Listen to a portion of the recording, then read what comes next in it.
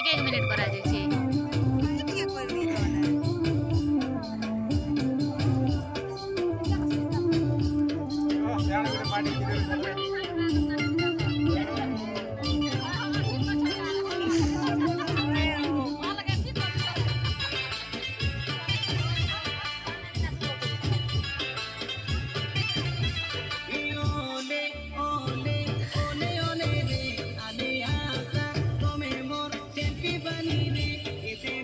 इनु बड़ा देखी कि नाडा फॉलो करू छ